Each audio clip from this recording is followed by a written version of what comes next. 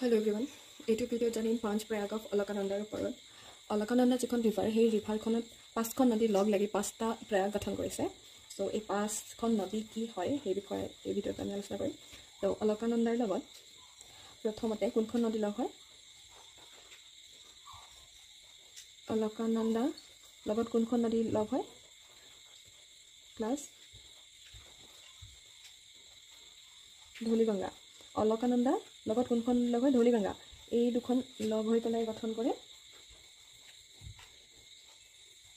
বিষ্ণু প্ৰয়াগ। অলকানন্দা ধৌলিগঙ্গা মিলি বিষ্ণু প্ৰয়াগ গঠন কৰে। তো নেক্সট আহিব অলকানন্দাৰ লগতে লগ হ'ব গোটেইখন নদী, ঠিক আছে। তো অলকানন্দাৰ লগত নেক্সট কোনখন নদী লগ লাগে? নেক্সট লগ লাগে নন্দাকিনী। অলকানন্দা প্লাস নন্দাকিনী লগ লাগি কি গঠন কৰে? নন্দা প্ৰয়াগ।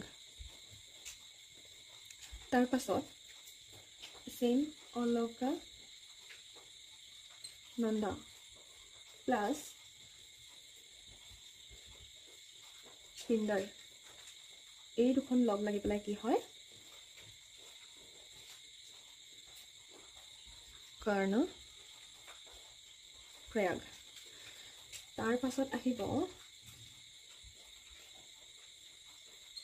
অলকানন্দা প্লাস মন্দাকিনী। অলকানন্দা মন্দাকিনী সব অলকানন্দাৰ লগত লগ হয় দেই। তো অলকানন্দা আৰু মন্দাকিনী লগ লাগি গঠন হয় ৰুদ্ৰ প্ৰয়াগ। তাৰ পাছত আহিব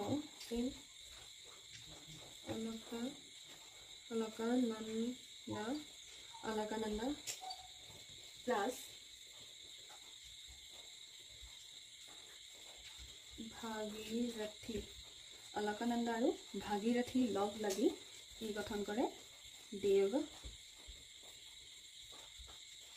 প্ৰয়াগ। হৈ গ'ল। প্ৰথমতে হৈছে বিষ্ণু প্ৰয়াগ, নন্দ প্ৰয়াগ, কৰ্ণ প্ৰয়াগ, ৰুদ্ৰ প্ৰয়াগ আৰু দেৱ প্ৰয়াগ। এইকেইটা হৈছে পাঁচটা প্ৰয়াগ। তাৰ পাছতে এই অলকানন্দা আৰু ভাগীৰথী মিলি পেলাই কি নদী গঠন কৰে? অলকানন্দা প্লাস ভাগীৰথী লগ লাগি পেলাই উৎপন্ন হয় গংগা ৰিভাৰ গঠন হয়।